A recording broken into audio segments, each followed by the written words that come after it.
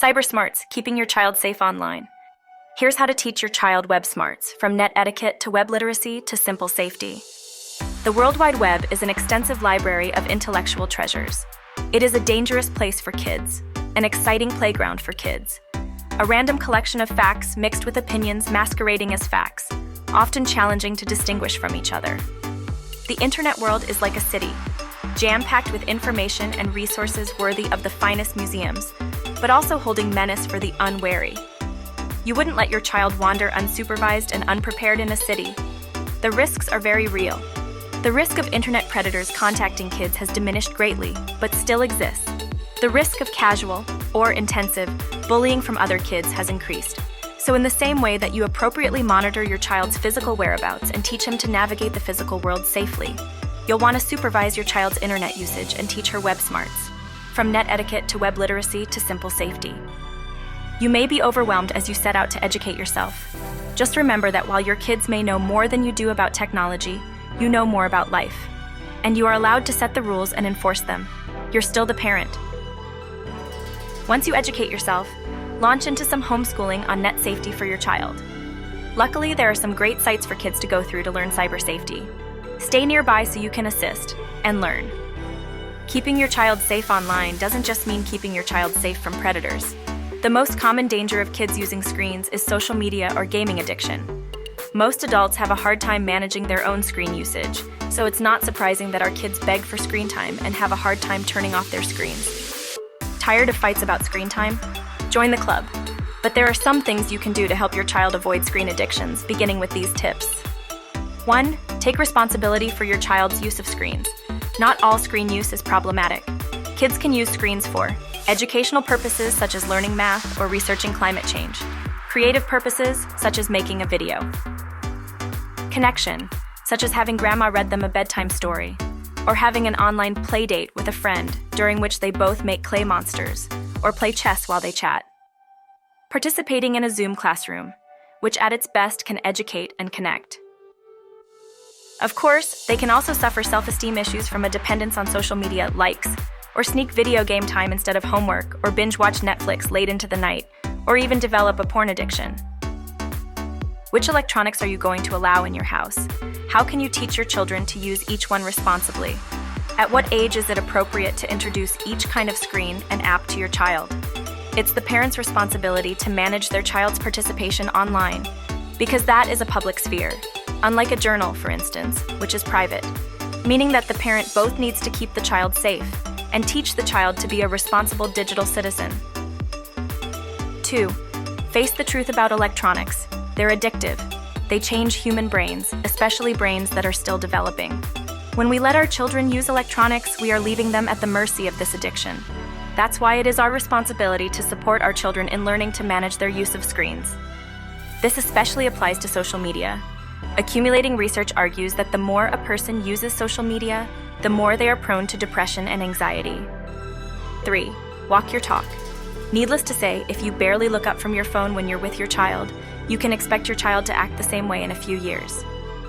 Children often say, "My mom snaps at me when I interrupt her when she's on her computer." That impulse is only natural, but is whatever you're doing at that moment really more important than your child?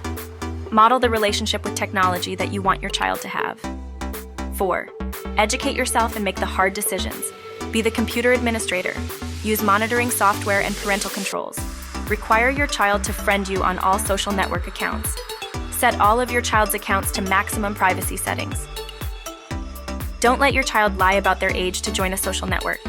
Research every social network before you let your child use it. For instance, TikTok videos are public, so that strangers can see your child's video and contact your child. There are many videos that are inappropriate for 13-year-olds, which is the youngest age at which kids are allowed to join.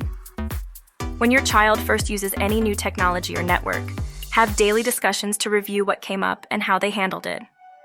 5. Educate your child.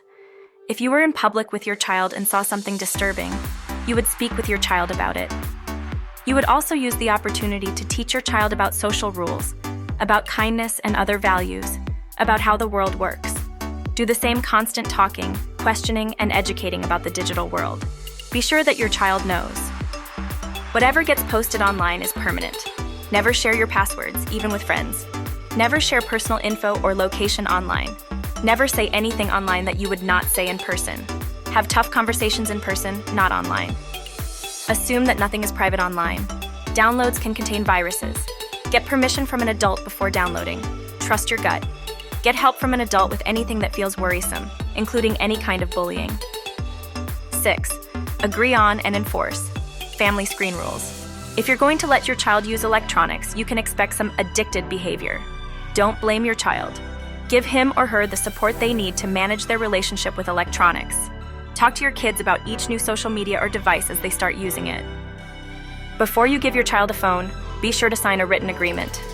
Here's an article on this and an agreement template. Make, post, and regularly review and enforce written contracts. Include appropriate family rules, such as kids ask permission before they go online. Keep all screen usage in the public areas of your home. Use timers. Honor some technology-free time on weekends. No social media until after homework is finished. 6. If you see problems in your child's electronic usage, that means that there's also a real-life problem.